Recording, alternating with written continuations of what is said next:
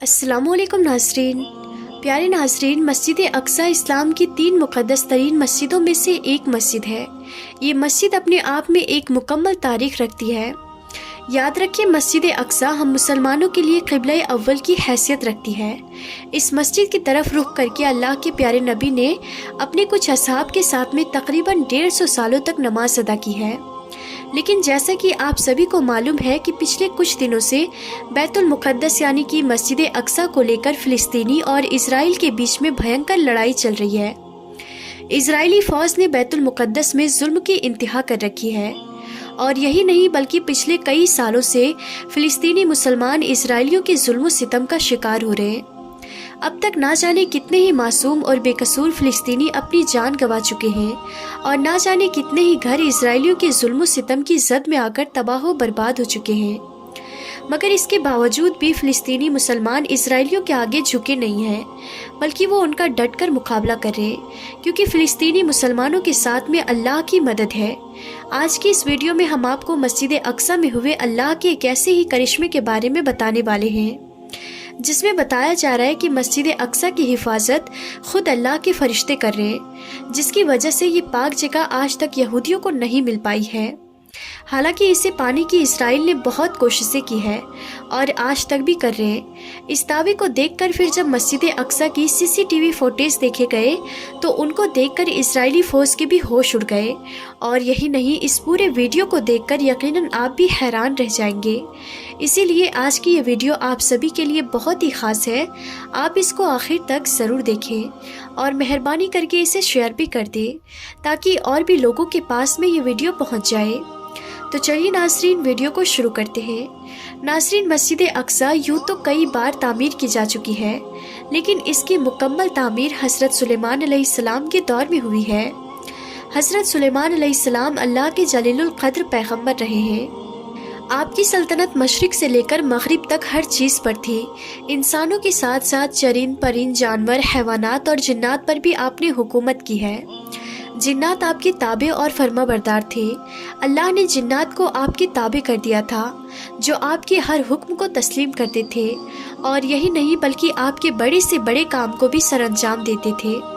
लिहाजा मस्जिद अक्सा की तामीरी काम में हज़रत सुलेमान अलैहिस्सलाम ने जिन्नातों को भी लगा दिया था। इस तरह से फिर इस मस्जिद को जिन्नातों ने अपने हाथों से बनाई है। मस्जिद अक्सा की तामीर आपके बादशाह बनने के बाद से शुरू हो गई थी, और फिर तकरीबन 40 सालों में मस्जिद अक्सा की तामीर मुकम्मल हुई थी। अब नाज़रीन, जिस मस्जिद की तामीर जिन्नातों ने अपने हाथों से की हो, जो मस्जिद मुसलमानों का क़िबला अव्वल हो, जहाँ पर कई पैगम्बर और कई अजीम हस्तियाँ मदफून हो, वो जगह इतनी आसानी से यहूदियों को कैसे मिल सकती है? यही वजह है कि आज तक ये पाक जगह यहूदियों को नहीं मिल पाई है। हालांकि उन्होंने इसे पाने की बहुत कोशिशें की है, और आज तक वो करते आए हैं। जहाँ पर एक तरफ हथियारों से लैस इजरायली फ़ौज है, तो वहीं पर उनके सामने कुछ निहत्ते फ़िलिस्तीनी मुसलमान हैं, लेकिन फिर भी अपने मकसद में अब तक कामयाब नहीं हो पाए हैं। तो इस बात से ये पता चलता है कि मस्जिद अल्लाह का घर है, और बेशक अल्लाह ताला अपने घर की खुद ही हिफाजत करता है, और यही वजह है कि अल्लाह के फरिश्ते दिन रात मस्जिद अक्सा का पहरा देते हैं।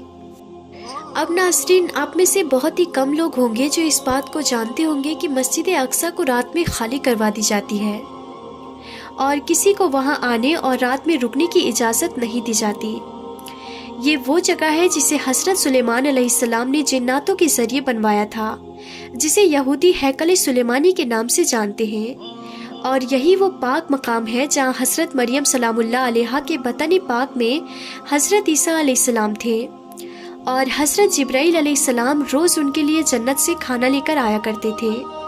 और यही वो मुक़द्दस और पाक जगह है जहाँ मेराज के लिए हमारे प्यारे आका हज़रत मोहम्मद मुस्तफ़ा सल्लल्लाहु ताला अलैहि वसल्लम की सवारी मस्जिद नबवी से एक ही रात में मस्जिद अक्सा तक तशरीफ़ ले आई, और फिर यहाँ से आगे मेराज का सफ़र शुरू हुआ।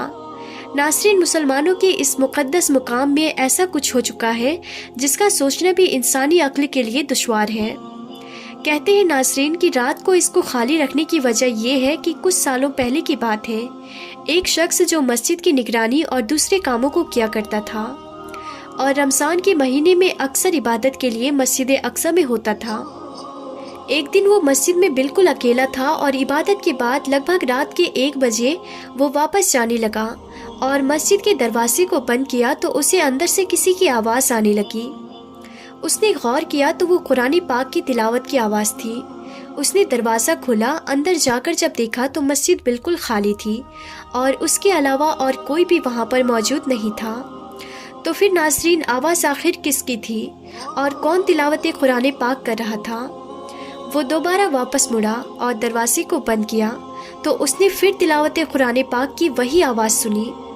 اس نے فوراً دروازہ کھولا، اندر جا کر دیکھا مگر نہ ہی کوئی موجود تھا اور نہ ہی کوئی تلاوت قرآن پاک کر رہا تھا۔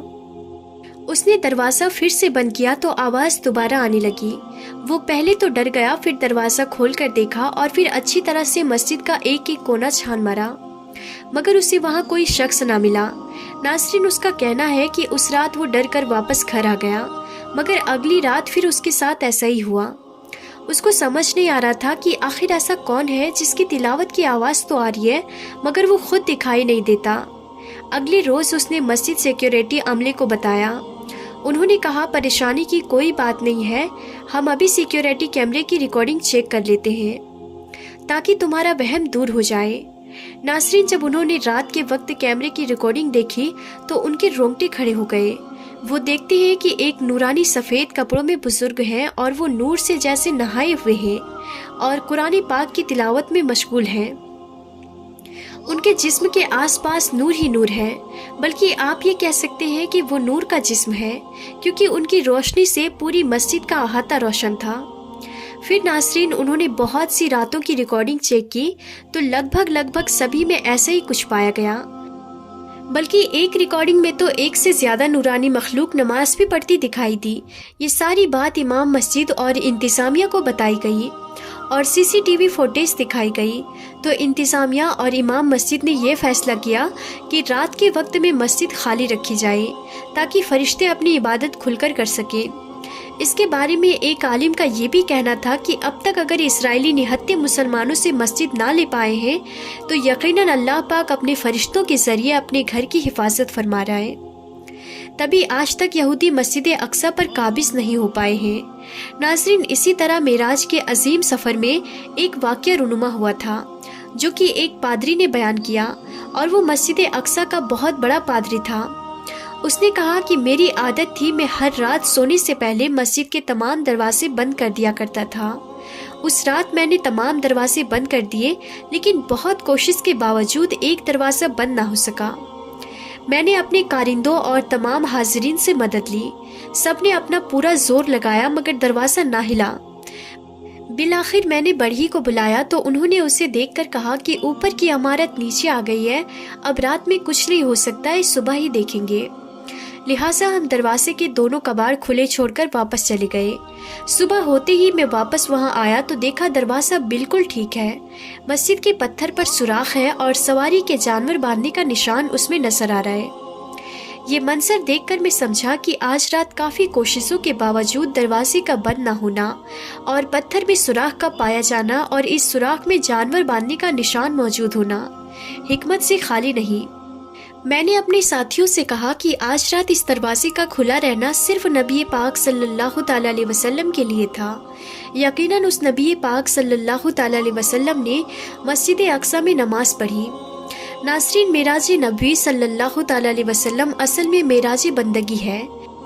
عظمتوں اور رفتوں کے اس سفر میں اللہ تعالیٰ نے اپنے محبوب بندے اور رسول کو انگنت انعاماتوں اور اعجازات سے نوازا۔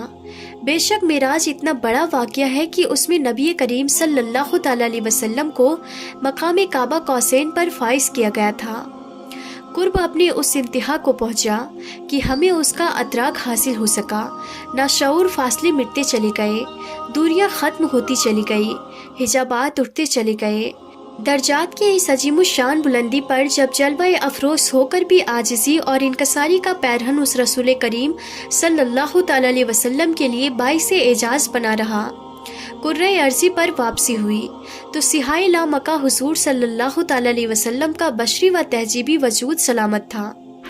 تمام عبادت اور احکامات ایسے ہیں جو اسی زمین پر اتارے گئے ہیں، لیکن اللہ تعالیٰ نے نماز کا خصوصی معاملہ فرمایا کہ اسے اپنے محبوب کو اپنے پاس بلا کر عنایت فرمایا اور نماز کے معاملے میں اپنے حبیب کی بات بار بار مانی۔ حضرت انس بن مالک رضی اللہ تعالی عنہ سے مروی ہے کہ رسول کریم صلی اللہ تعالی علیہ وسلم پر معراج کی رات 50 نمازیں فرض کی گئی۔ پھر آپ صلی اللہ تعالی علیہ وسلم کے بار بار کہنے پر کہ امت کمزور ہے، ان میں کمی کی گئی، یہاں تک کہ 5 نمازیں کر دی گئی۔